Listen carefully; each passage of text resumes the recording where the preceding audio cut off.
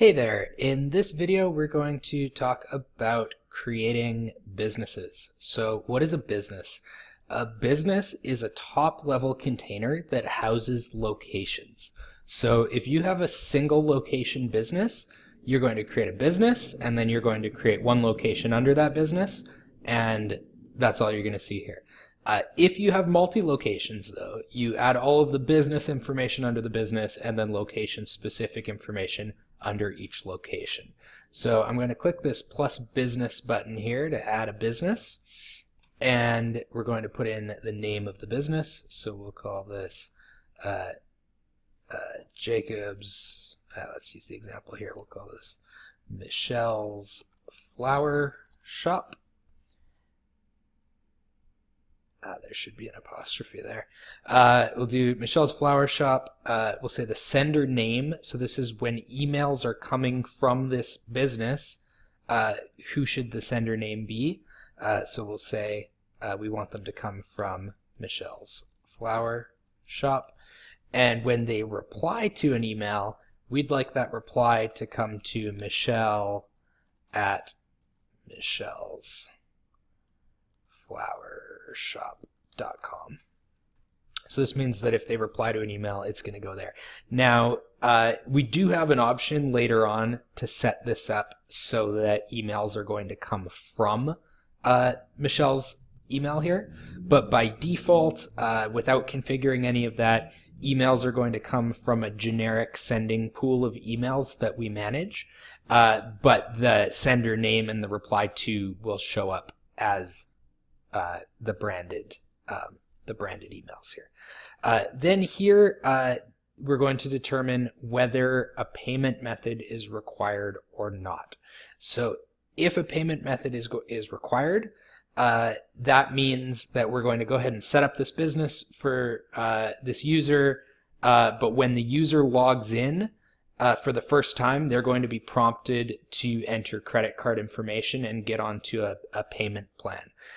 If we're adding this business as they're paying us outside of the platform, maybe they also do Facebook ads with us or SEO, and we bill them $1,500 a month, and part of that is review management.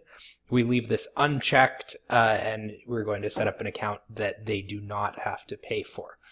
Then we'll need to associate this business with a brand. So I don't have any live brands with billing plans available right now because we haven't set up a billing plan yet. If we do have a billing plan set up under a live brand, I could select that brand.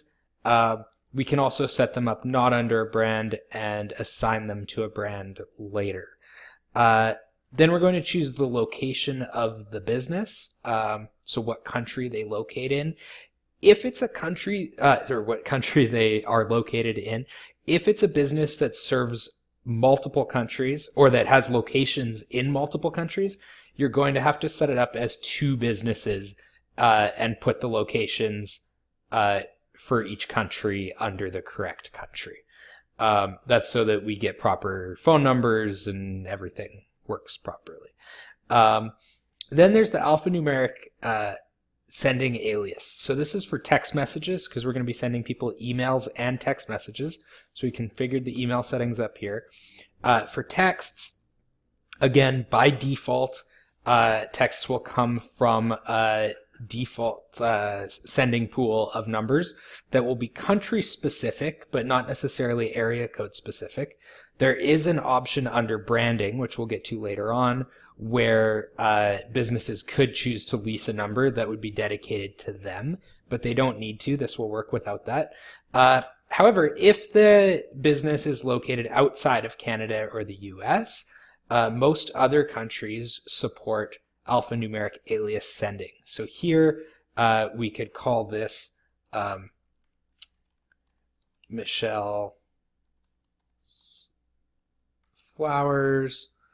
And then when the text message arrives, it will come from this alias. I'm actually not sure if apostrophes would be supported there, but it would come from that sending alias. let's stick with, let's say we're in the United States, no sending alias. We're going to upload a logo for this business. And as well, optionally, we could invite the business owner to manage their business. So we could put in the owner's email and the owner password, and the owner will then be able to log in, create themselves an account and manage the business. And then we will create the business, and once the business is created, it's going to show up here under businesses. It'll be a top-level business, and it will have no locations under it. So here's an example. Juan Valdez Cafe is a business with no locations under it. And if we want to create a location, we'll click Create Location. And there's another video on configuring locations. So I hope this was helpful. If you have any questions, don't hesitate to reach out to support. And I will see you in the next video.